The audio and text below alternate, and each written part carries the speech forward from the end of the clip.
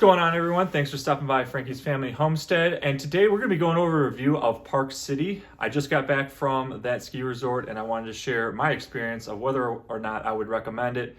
Here on our homestead, we do more things than just homestead. We love to ski and snowboard, and I was able to take this Forum Roost out west and try it out on the mountain. And the next 15 minutes is just some clips of what I thought about Park City. And then at the end, we're going to go through and actually review in 10 sections what I thought about the park itself and would I recommend it. So stay tuned. 5 a.m.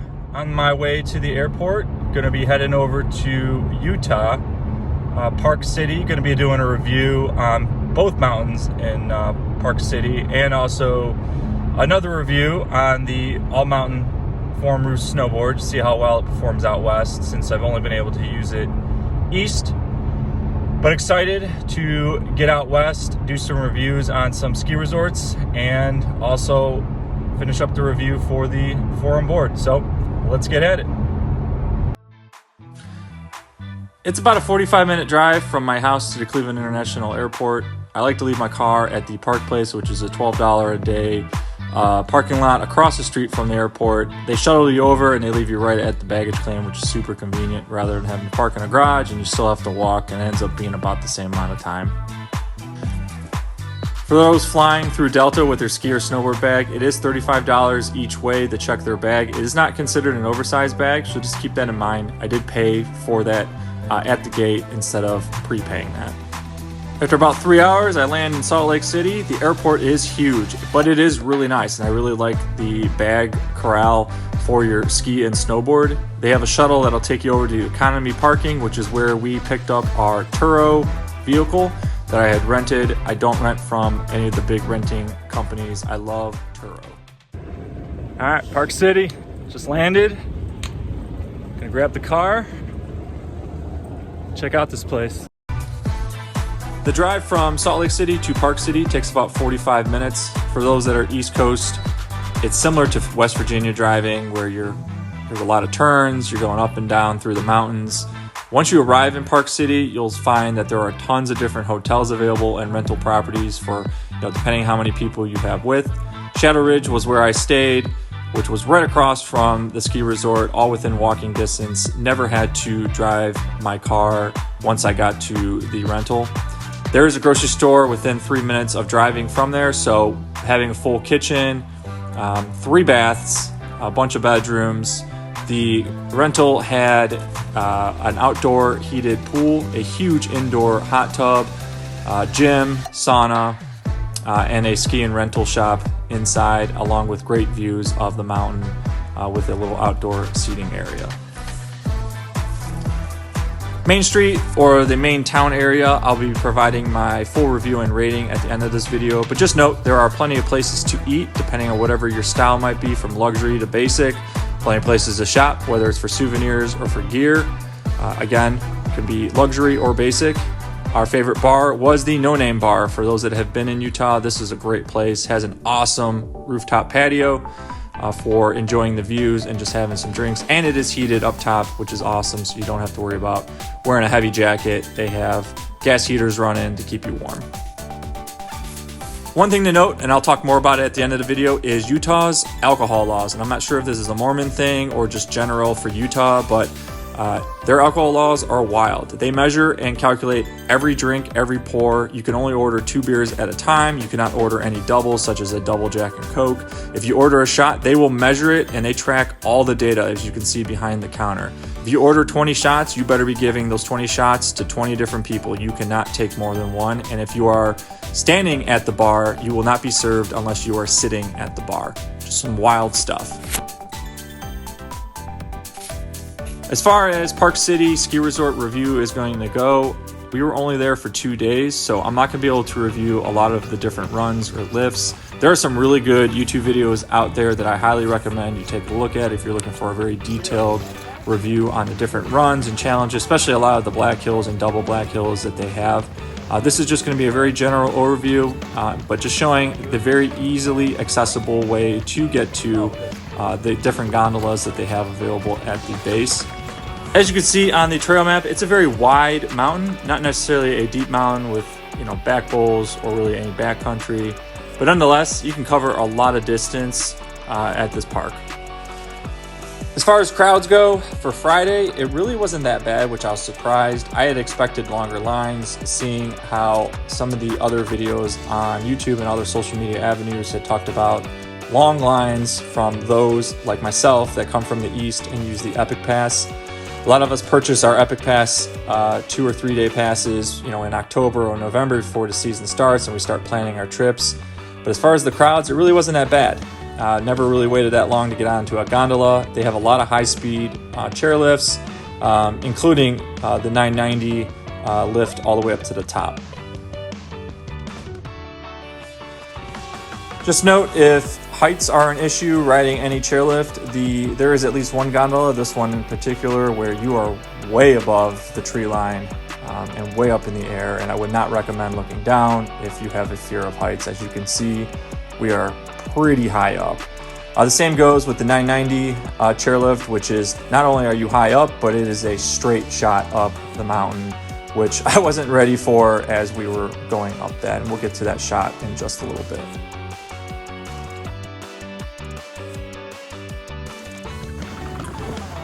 Overall, I thought the conditions were really good, though the locals were talking about how Park City was way down in totals for snowfall, sitting right around 80, which I guess is really low. But for us, coming from the east, I thought the conditions were great. There wasn't any ice underneath it, and there was plenty of, for what I'm not used to, powder to be able to shred through. And the all-mountain roost form snowboard absolutely did fantastic through all the different conditions that Park City threw at it. I loved riding this board through the blues and blacks, though some of the green catwalks, they kind of got boring. They're really long and there's no steepness to it, but the blues and blacks were fantastic. One thing I kept hearing about was you have to go up 990.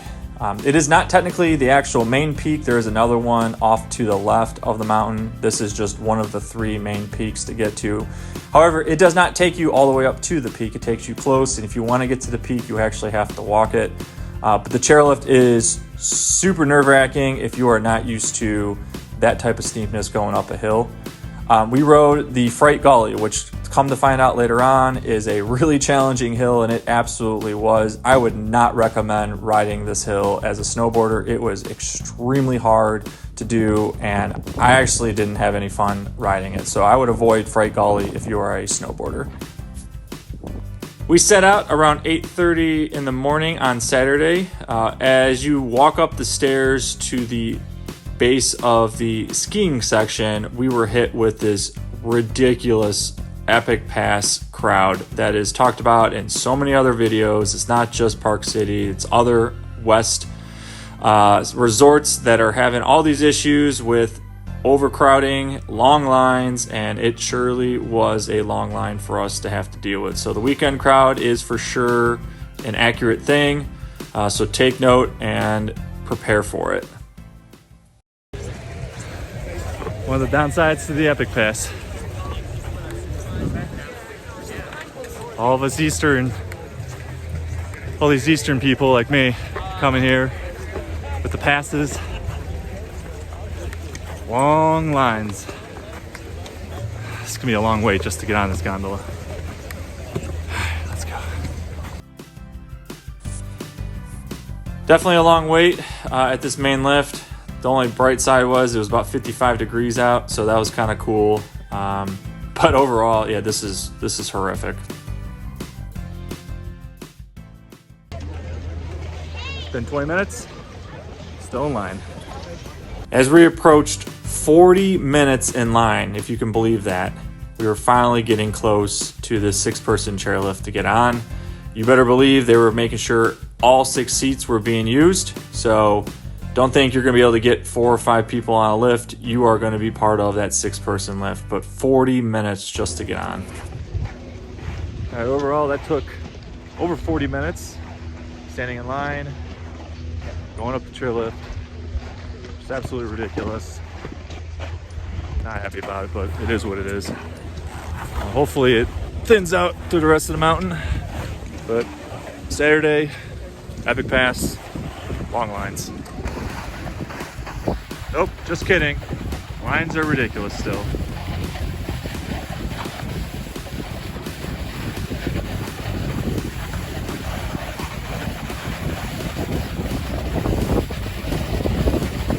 real.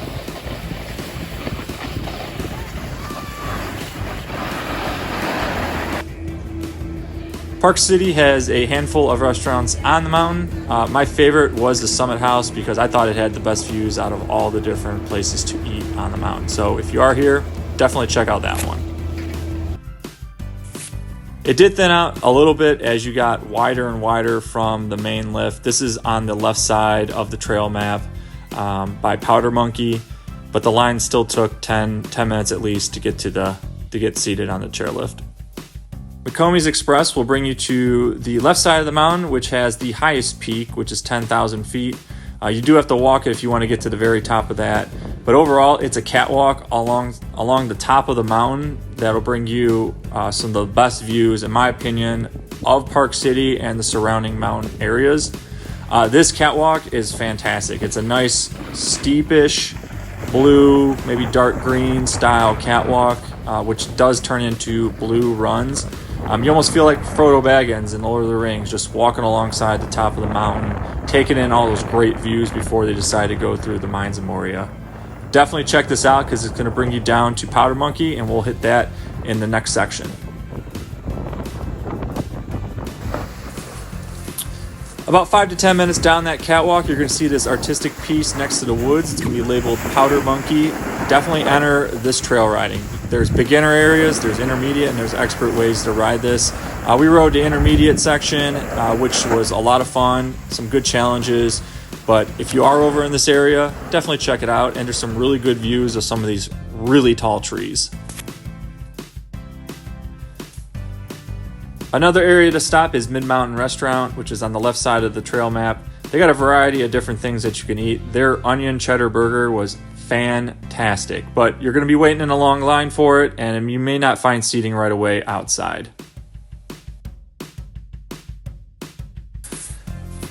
Down at the base of the mountain, if you're looking at the trail map, this would be the center lower section of the trail map, but there's a lot of things for families to do, including an ice skating rink that we saw multiple families throughout the day using.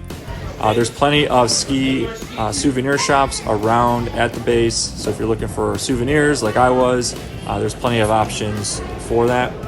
Guest services and all the staff that we met were super friendly, which was awesome. Never once, was there any bad seeds. Everybody was doing a great job to help accommodate every single guest that was visiting Park City. Walking out to the courtyard, you'll find a lot of areas for seating. It's a great area to have a good conversation with your family or maybe somebody new. There's plenty of fire pits available for everybody to hang out around, places to put your gear, lots of bars, including a really nice Irish bar. And unofficially, it seemed like this area you were allowed to drink. You didn't have to be inside a bar area. Don't quote me on that, but that just seemed to be what everybody was doing, including us. Also, this area seemed to be the appropriate area that if you do smoke, this would be where you would be as long as you're 25 feet away from the door. Sunday midday came and it was time to head back to Salt Lake City Airport. We had rented through Turo. If you've never rented through Turo, I highly recommend it. It's way better than renting through the big companies. But we were able to drop our car off at the economy parking, and it is a short 5-minute shuttle ride to the entrance of Salt Lake City Airport, where we checked in through Delta. Lines weren't that bad for everybody flying home, and my bag came in at 48 pounds. You're allowed up to 50 pounds. This is not considered an oversized bag and will run you $35 if you are flying through Delta.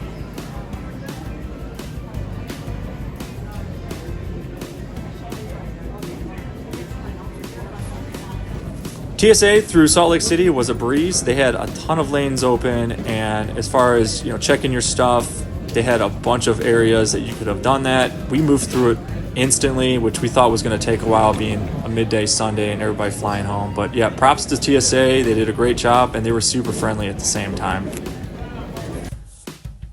Salt Lake City Airport is really nice, though I only have Cleveland really to compare it to, and everything's better than Cleveland's. Cleveland's is terrible. But if you've flown Atlanta, Chicago, Detroit, those are nice, but Salt Lake City's was really nice. It was clean, very easy to navigate. They had some good restaurants, lots of different bars, and even when we had our plane switch gates and we had to go underground to get to the other side, it was very quickly getting across. They have the people mover things that can get you from point A to point B. But overall, yeah, Salt Lake City Airport, kudos to them. It's really nice and it's clean, and we enjoyed ourselves for, you know, what it is being in an airport.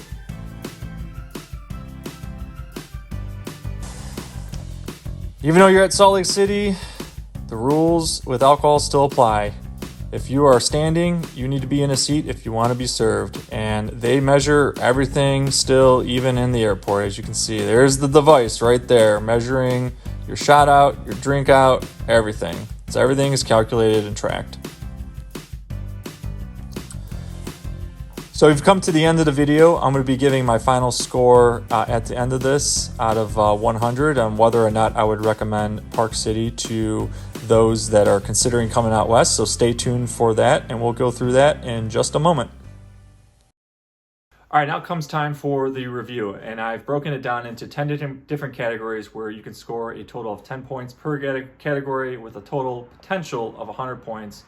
Go through each one. I'll give you my score. We'll add that up, and that'll be the overall score of whether or not I think Park City is worth visiting. And it's not just a ski resort. We're going to be looking at everything in between, as far as the town, the food, the costs, some of the crazy laws. So let's get into it right now. All right, so number one, and I got my trusty 1 through 10 sheet to follow along with, but the ski resort.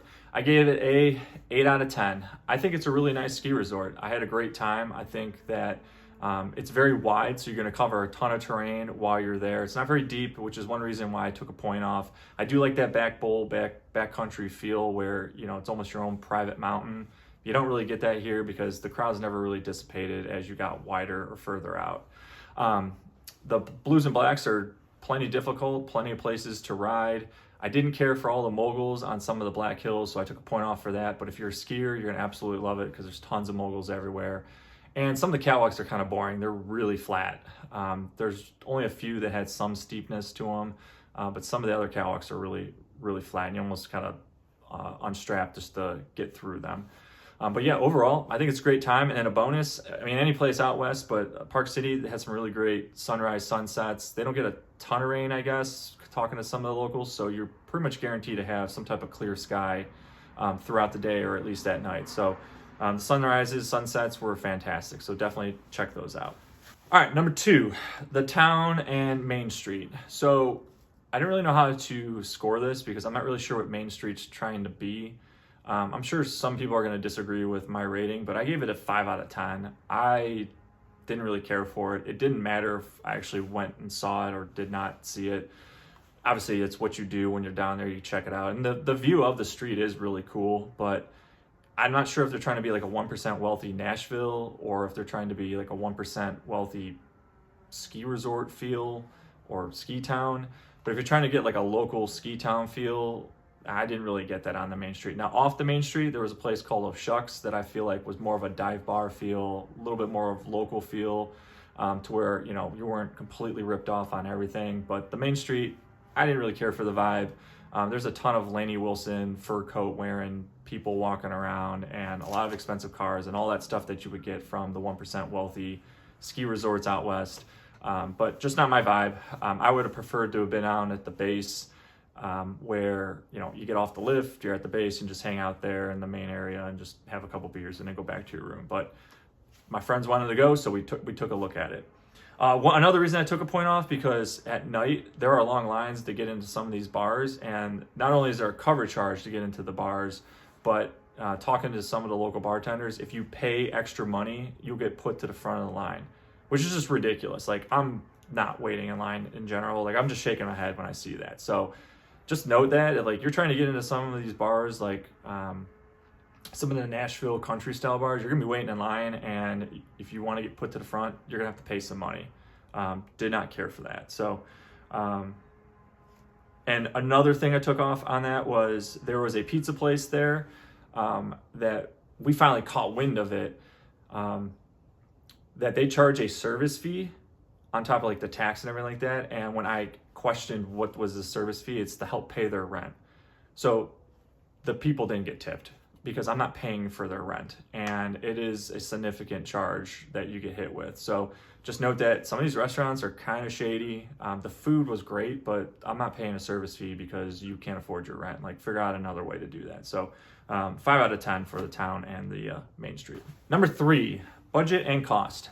You should already know that if you go out west, it's going to be expensive.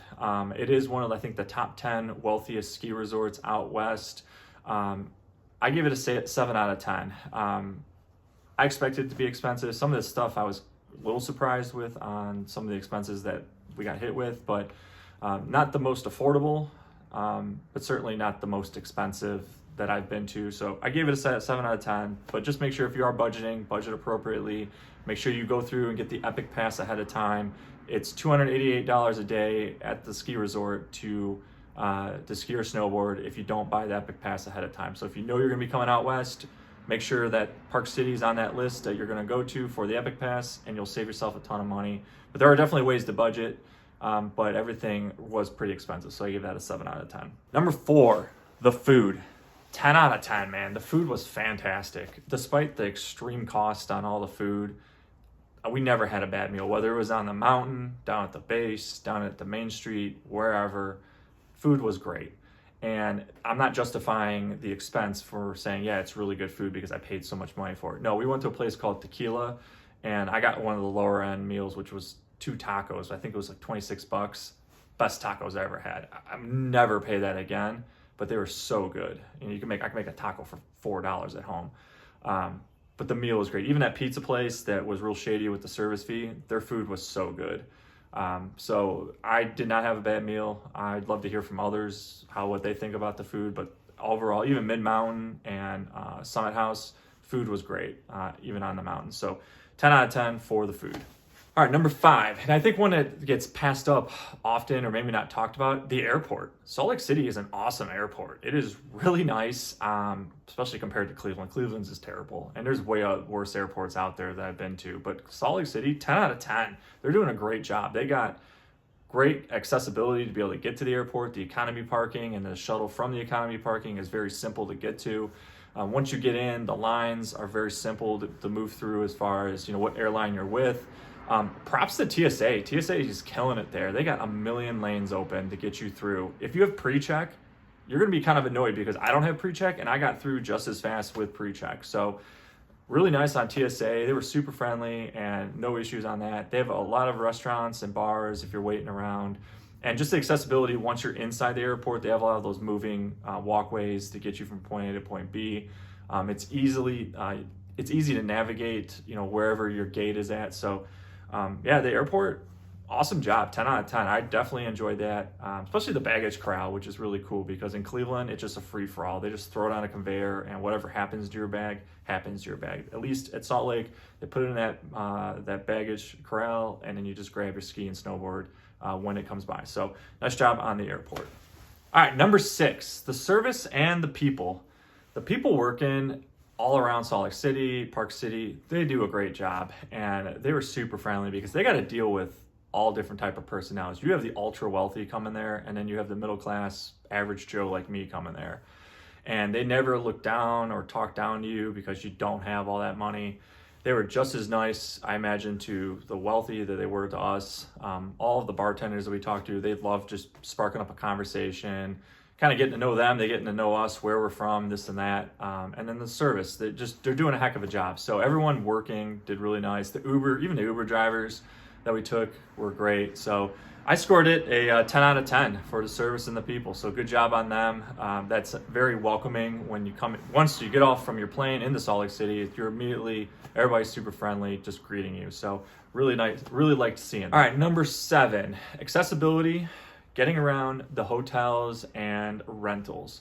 I scored a 9 out of 10. It's really easy right when you get off from the airport to either if you have a rental from Turo to get to the economy parking, if you're trying to take a shuttle, to get a shuttle or take an Uber, all that stuff, it's very easy. Note, an Uber is going to be about $70 from the airport. So this is one reason why we rented, because we at least had a larger car. But finding a hotel or an Airbnb or a condo, that was very simple, and you can really price whatever is appropriate for you. If you want to be super close to the mountain, if you want to be closer to the main street, wherever it might be, there are lots of different financial options available. Just obviously some research it needs to be done. I did take a point off because they do have a bus shuttle system that will get you from the one side of the mountain back to the other. We couldn't figure it out, and when we tried to go on their website, the map wouldn't load. I'm sure it's there, but I would have preferred to have had to use that rather than use an Uber, which was like $15 to go from one side of the mountain to the other, which was 4 miles. So, I mean, it is what it is, but I did take a point off because, you know, like for example, Vail's shuttle system is fantastic to get you from one area to the other. I just didn't get that feel with Park City. So 9 out of 10 with that. Number 8, the traffic and the crowds. I gave this a 7 out of 10. The traffic wasn't too bad on the main highway. Once you get closer to Park City, it started getting a little bit more congested. People drive really fast. I don't know, it's like driving in Phoenix, if you've ever been to Phoenix.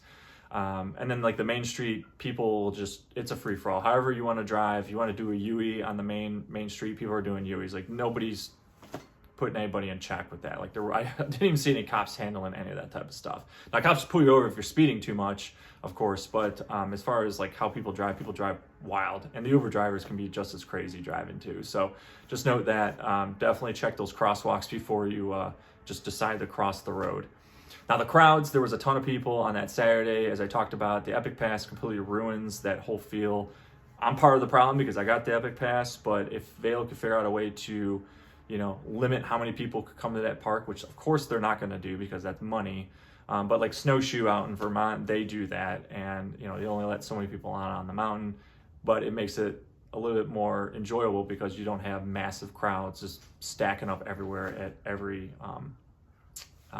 chairlift. So again, give that a 7 out of 10 because I didn't care for the crowds. There's way too many people, and the Epic Pass is 100% to blame for that. Number 9, the location to other ski resorts.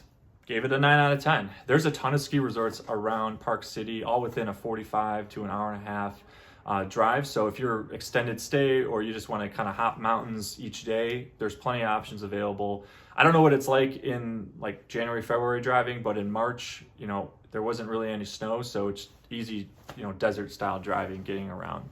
I took a point off because Deer Valley, man, they don't let snowboarders in. Like, what the heck? They're a little private little ski resort. They don't allow any snowboarders. I don't know if they're too snooty or too proud about that, but yeah, if you're a snowboarder and you want to go to Deer Valley, ain't happening. They don't allow it. It's a private resort or whatnot, and they don't allow snowboarders. So minus point on that. But overall, 9 out of 10 for location to other ski resorts. All right, so number 10, the Utah laws as far as alcohol and smoking. I scored it a 7 out of 10. I actually think it's really annoying how the Mormons kind of set this law. It's really annoying just always having to have your ID on you. They scan it every time. If you're trying to go into a restaurant and just get a beer and you clearly don't look like you're 21, like I'm late 30s, like they'll scan it. If you're in your 80s and you forget your ID, like you can't even have a drink. They won't let you. If you're standing at the bar, they won't serve you unless you're sitting at the bar. And you can tell the locals that work the bar or servers, they're definitely annoyed by the rules because they get people like us that come from other states that aren't used to this. Like, we're asking a bunch of questions. Like, my one buddy tried to get a double of, I think, Jack and Coke, and they're like, no, we can't do that. He's like, all right, well, can I get a shot and a Jack and Coke? He's like, well, you have to do the shot first before you can add. You can't take the shot and add it into the drink. Like, they won't let you. So it just kind of kills the whole vibe, and they measure everything out. And, you know, we're taking Ubers everywhere, so it's annoying if you're trying to have a good time, if that's your definition of a good time, that you have to deal with. Now, smoking, I don't personally smoke. I do occasionally enjoy a cigar. They don't really have rules set anywhere where you can and can't smoke. I guess 25 feet away from the door is the unofficial rule. I didn't see signs that said that or didn't say that.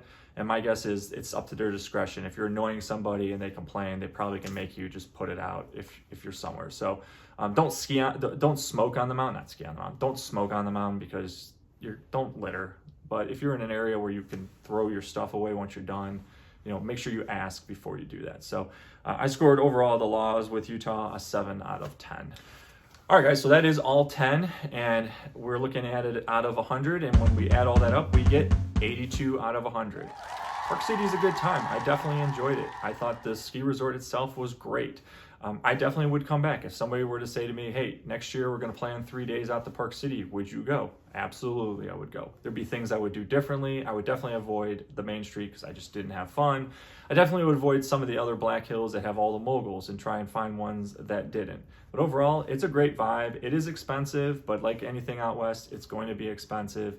But I would love to hear from you guys if you have been there or you're planning on going there. You know, what are your comments, concerns? Do you agree or do you disagree with some of my ratings? Let me know in the comments below. And if you like this video and you want to see more, make sure to hit that like and subscribe button.